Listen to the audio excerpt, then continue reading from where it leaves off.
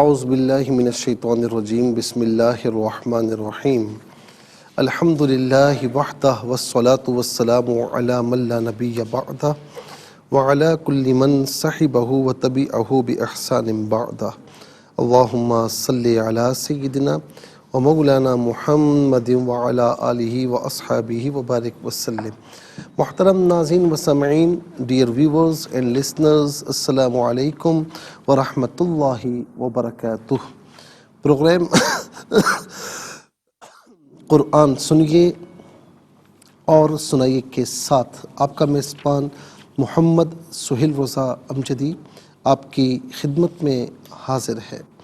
ناظرین و سامعین، آپ جانتے ہیں کہ ہم پروگرام کا آغاز قرآن و حدیث کی بات سے کیا کرتے ہیں، اور آج ہم حضور نبی کریم صلی اللہ تعالی علیہ وسلم کی سیرت کا ایک پہلو آپ کی خدمت میں عرض کریں گے۔ حضرت رافع بن خدیج رضی اللہ تعالی عنہ کہتے ہیں کہ غزوہ انمار جو کہ بلکہ جو ربیع الاول کے مہینے میں اور 3 سنہ ہجری میں واقع ہوا۔ کہتے ہیں کہ ہم رسول اللہ صلی اللہ علیہ وسلم کے ہمراہ تھے۔ آپ علیہ السلام کی آمد کی خبر سن کر اعراب پہاڑوں کی چوٹیوں پر چلے گئے، اور پھر کہا کہ غطفان نے دعسور بن حارث کو، جو ان کا سردار تھا، کہا کہ محمد اس وقت اپنے اصحاب سے علیحدہ ہیں، تمہیں ایسا موقع پھر نہ ملے گا۔ اور دعسور جو ہے تیز تلوار لے کر نیچے اتر آیا۔ کیا دیکھتا ہے کہ رسول اللہ صلی اللہ علیہ وسلم لیٹے ہوئے ہیں، آرام فرما رہے ہیں۔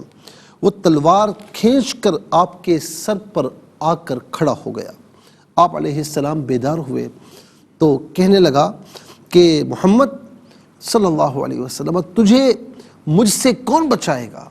ناظرین، ذرا سا امیجن کیجئے کہ آپ سو رہے ہوں یا آپ اپنی دھن میں بیٹھے ہوئے ہوں، اچانک کوئی آلہ قتل لے کر آپ کے سر پر کھڑا ہو جائے، پسٹل ہو، چاقو ہو، چھری ہو، کوئی بھی چیز ہو، آپ کے سر پر کھڑا ہو جائے، اس وقت حالت کیا ہوگی آپ کی؟ تو ناظرین، اب یہ حال ہے، یہ حالت ہے۔ اور اس نے کہا کہ یا محمد صلی اللہ علیہ وسلم، آپ کو مجھ سے کون بچائے گا؟ آپ علیہ السلام نے فرمایا، اللہ۔ یہ توکل ہے، یہ بہادری ہے، یہ شجاعت ہے، یہ توکل علی اللہ ہے کہ چاہے کچھ بھی حالت ہو، میرا رب تعالی مجھے دشمنوں سے بچائے گا۔ جبرائیل علیہ السلام نے اسے ہٹا دیا، وہ گر پڑا۔ آقا علیہ السلام نے تلوار اپنے ہاتھ میں لی اور فرمایا کہ یہ بتا کہ تجھے کون مجھ سے بچائے گا؟ اس نے کہا کوئی نہیں۔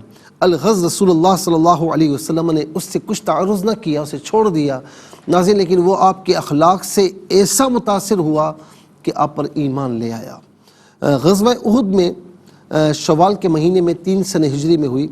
کفار نے آپ کے دانت مبارک شہید کیے، آپ کا خون اقدس نکلا، ناظرین و سامعین، اور سر اور پیشانی مبارک بھی زخمی کر دی۔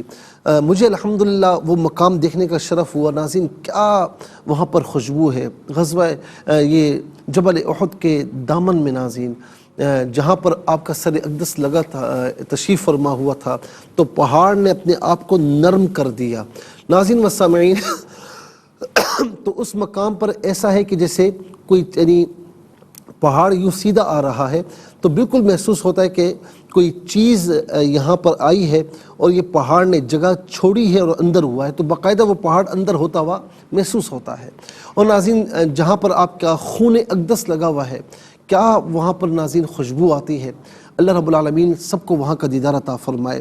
یعنی اتنا پریشان کیا، اتنا زخمی کر دیا، اس حالت میں بھی جب آپ سے کہا گیا کہ یا رسول اللہ ان کے لیے دعائے ضرر فرمائیے، تو آپ نے ایک ہی دعا کی، اللہم اہدی قومی لا یعلمون، کہ اے اللہ تو میری اللہم اغفر لی لقومی فانہم لا یعلمون، اے اللہ میری اس قوم کی مغفرت فرما، بے شک یہ مجھے جانتے نہیں ہیں۔